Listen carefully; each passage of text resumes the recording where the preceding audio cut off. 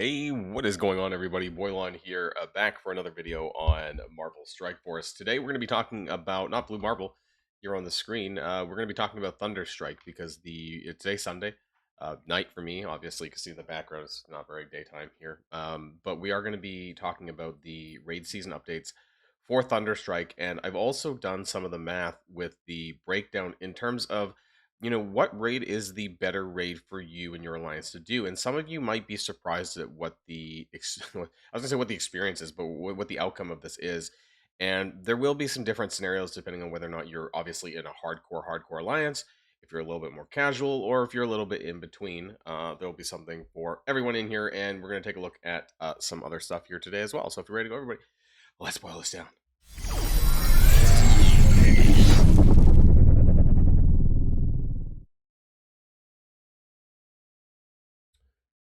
Okay, this is actually my first time looking at it live.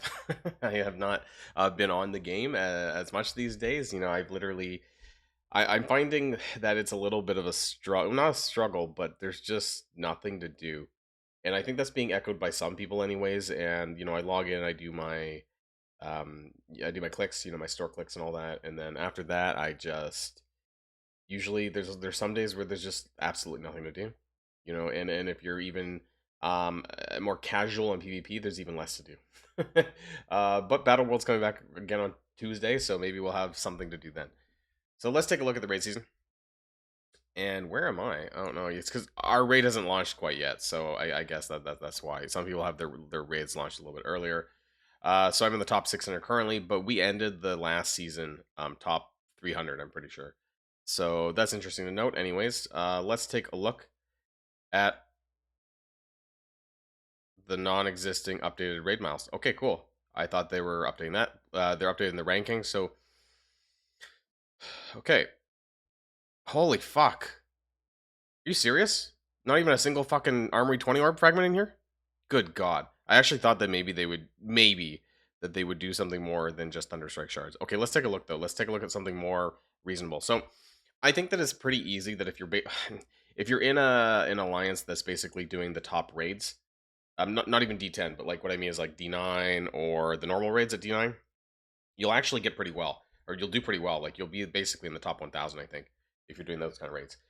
The bonus shards, it's okay, I guess. I mean, you're still gonna get if I remember from Blastar, like we got I'm trying not to be too loud because my partner's trying to sleep. That we got a 7 yellow by the end of the second chapter, or sorry, the second month.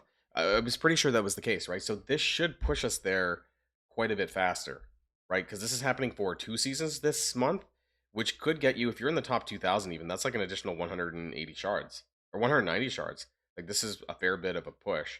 So that would, I guess, make the difference between, I think they said there's like 200 shards in chapter 1, so you could easily get yourself a 5 yellow by the end of the first month by doing it this way, and maybe a little bit, but it's not that much of a difference up here. I don't know if it's going to make a star rank difference at all. I honestly, some people might have already had Thunderstrike unlocked, right? Because what did you have to do for that? Some people had it this weekend, in fact. I think it was here, right? No, where was it? It was the objectives? Oh, this, yeah, right.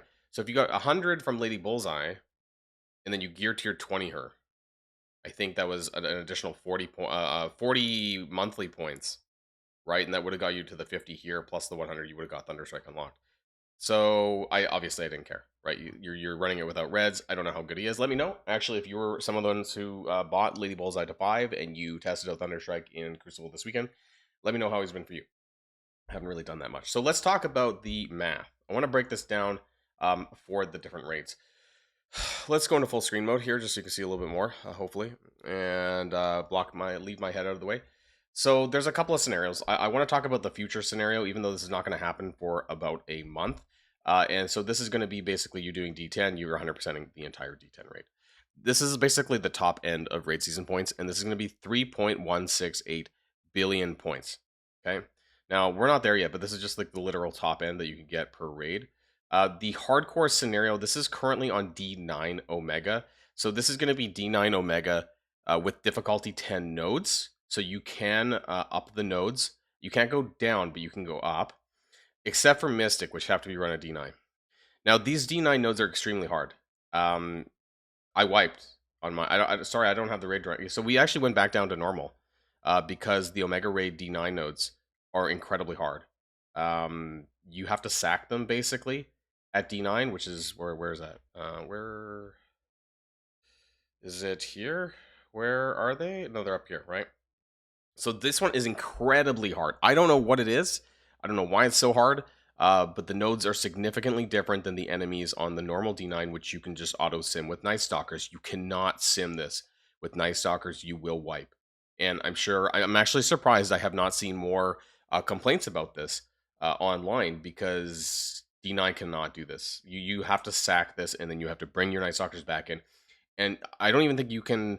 I don't even think you can sack it and then sim it. You have to like sack it in manual play for this first node. I heard maybe for the second node that you could actually do a sim on this. I'm not entirely sure. Please let me know in the comments down below. But this is incredibly tough, and for the amount of points that you're getting out of this from the raid season, I personally don't think it's worth it. But we'll talk about why. Okay, so again, this is D9 Omega with D10 nodes, and presuming that again you're doing these Mystic nodes every single day, and your alliance is able to do the same. This is going to get you about 100. So the 126 nodes here. This is basically the D10 points here on this, which is going to be about 1 billion points. And then you're going to do 30 nodes at 6 million. This is going to be the Mystic nodes, right? You're doing this at D9. So this is a total of 240 million. Now, these in brackets down over here that you can see, this is basically the threshold points. This is your 10%. I think it's 40, 80, something like 85 and 100, right? You get bonus raid season points for hitting those thresholds. Combine all that together and you're getting 2.688 billion points, okay? Which sounds great. And that brings us to the casual, what I call the casual but easy scenario and still good. This is the normal difficulty 9 Annihilist raid. So you actually get 12 million raid season points per node, which sounds kind of crazy compared to the D10 that gives you 8 million per points. It's because you don't get these threshold season points like all this stuff. So you're getting 12 million per node instead. There's a total of 216 nodes. So it's just easy math. You're just doing a flat 12 million times 216 nodes, and you get 2.592 billion points. Now, this is the maximum that you can get here. And that includes the optional nodes are cleared at D9. Okay. So you're going to get a little bit less if you do the optional nodes at D8. What are the optional nodes? Well, you might know these nodes. Some of these are the gear tier requirement ones. And the reason why is some of them are, I'm going to go on, because apparently they didn't clear it over here. Because at D9, you have a Hellfire Club node at Gear Tier 20, and then you have an Insidious 6 node at Gear Tier 20. Now, most people are able to do the D8 version because of, nobody wants to upgrade their Gear Tier 20 entirely for Hellfire Club and Insidious. You know what, to be honest, I might actually have a Gear Tier 20 Insidious 6 with Shocker and Vulture soon. The only one that I'm missing actually is Shocker. I think he's a bit more expensive to do, and that's why I don't really want to do it. I wouldn't really recommend it unless you really want to go hard on this team. But you're going to get a little bit less points for downgrading, basically a 3 million point deficit. So that's basically going to be these two nodes times 24, right? Like there's 24 total players. They all get their own lane, and there's two nodes each. So this is going to be a difference of a 3 million basically times 24. Sorry, 48 because there's two nodes. So you are losing that points there as well. Basically, if all of the optional nodes are cleared at D8 only, then you're walking away with 2.448 billion points. So this is a difference. Basically, from the hardcore scenario, it is a difference of basically 240 million points, which sounds like a lot. But I think that this is the easier scenario. Like, even by doing this, which I'm doing right now, and I don't know how many of my alliance members are doing D9 optional nodes versus D8, but we're still walking away with a really good score. Right, our raid season is still hitting us at basically in the top 600, which is still pretty solid, honestly. And until we can get everyone with Immortal Fists, basically all available free to play, which probably won't be for another month, I think this is the best for the vast majority of players. Now, if you're in those alliances that want to do the hardcore scenario, obviously this is more, right? So you're going to be beating everyone else that's doing normal raids, and you'll get, I don't know, what, 30 Thunderstrike shards, a little bit more every 2 weeks more. And maybe for some people that matters, but for the vast majority, I think this is probably the easier one. That's why I want to point this out. So TLDR, the normal Annihilation D9 raid, in my opinion, is better for raid season points and ease. And I want to capitalize this on ease because while it is a little bit less, it is significantly easier, right? So again, you're going to get anywhere from 2.448 billion points to 2.592 if you're doing the optional ones at gear tier 20, right? The D9 gear tier 20. So there's not a significant gap between them, but you can auto sim every single node because this is basically the exact same raid we were doing before. They've updated a little bit to allow for the Immortal Fists when you eventually get them unlocked, but by and large, you can use the exact same raid team that you were using before and nothing changes. So that's kind of why we've decided to do this one, because I think it's just the ease, right? But obviously, when Immortal team is available, everyone should try and push for D10 Omega. Why? Because again, these thresholds are quite significantly raised, so the additional raid season points that you get at I'm pretty sure it's something like 20, 45, or 50, right? Like these different points here, that's quite a bit. And the maximum of 100% D10 is 3.168 billion. So this is quite a bit more than the optional stuff at the D9/D8 here on the normal rate. That's an extra, I think, 700 million points. So this is something that is going to be viable for now for those people who want to do it in these different scenarios, right? I'm going to be taking, I guess, scenario 3, which is down here. And then at some point, once everyone in my alliance does have the Immortal Fists free to play, then maybe we'll pivot to doing D10 Omega and we'll see how that runs. I mean, I don't even know if the Immortal Fists will clear the Mystic nodes at like 3-4 yellow, right? So I don't know what the expectation is there. Maybe we're going to need higher than that before they're actually usable in D10. We'll have to find out. But I just wanted to share this part with you guys here. And because it's Sunday and I want to jump onto my soapbox a little bit here, a little bit more. I want to say that for Reddit, there's not a lot of people still active on this, which is kind of crazy on the subreddit for Marvel Strike Force. So this one by Nature Boy 1980. Does anyone feel like there's nothing to do right now? Does anyone feel? You know what? We should probably just also go into full screen mode. But I want to kind of show my rant. Can I turn on my face cam? Does that still work? Can I do that? Sort of. Okay, so does anyone feel like there's nothing to do right now? Been playing since the beginning, and besides grinding for Blue Marvel, which honestly is not really grinding for Blue Marvel, right? The only thing that you can quote unquote grind for Blue Marvel is the leaderboards, right? There's nothing really that you're grinding for with regards to Blue Marvel. So nothing but boredom and happening right now. Why can't we get a tower or pocket dimension while we wait for the next battle world? I don't remember when we last had dimensions. I think there was a fallen dimension like in chapter 2, maybe month 1, chapter 2. And I don't know when the last time we've had a tower. Like honestly, I can't remember when we had a real tower. So someone who maybe has better memory than me can let me know in the comments down below. I think it's been at least I don't, maybe chapter 1 for the last Kiln Tower or something like, or Source Satellite. I think it's been quite some time. I actually can't remember. Personally, War and CC are a bit of a chore for me. I enjoy the special events, and so do I. Right, like I enjoy special events for PvE. I like Danger Room, I like Towers, and I like Dimensions. Right, those are things that are extra. Those are things, honestly, that should be running every single fucking week. Sorry for the swearing, but like it should be.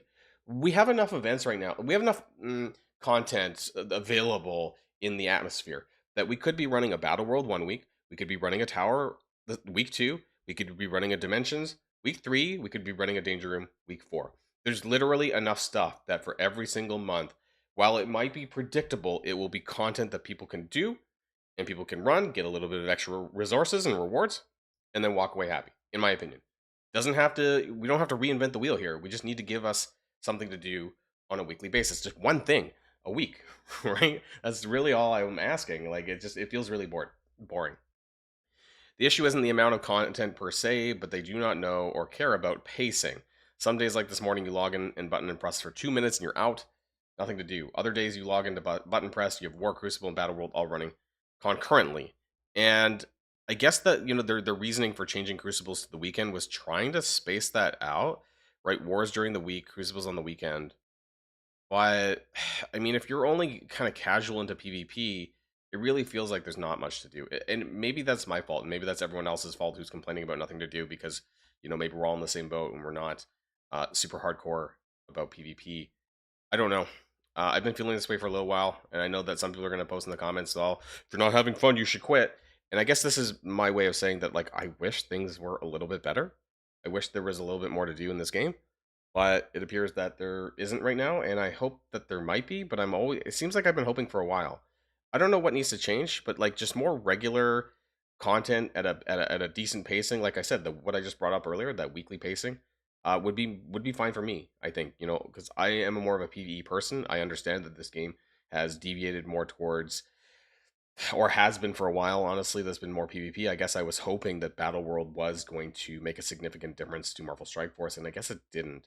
You know, we're already talking about what's going to happen in Battle World 3. They had to tease Maestro for Battle World 3 because it's like almost they've they've lost Battle World 2, or they're already looking to Battle World 3 in order to I don't know, whatever, right? Like I'm not sure what's going on with the game.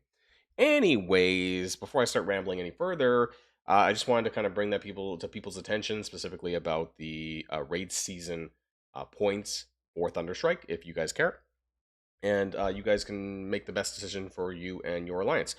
That's going to be it for all, everyone. For me tonight, I clearly need to go to bed, and I'll see you guys on the next video. And if you like this video, make sure you hit that subscribe button if you haven't already, and you'll be greatly helping out the channel. Have a great day, and I'll see you guys on the next one.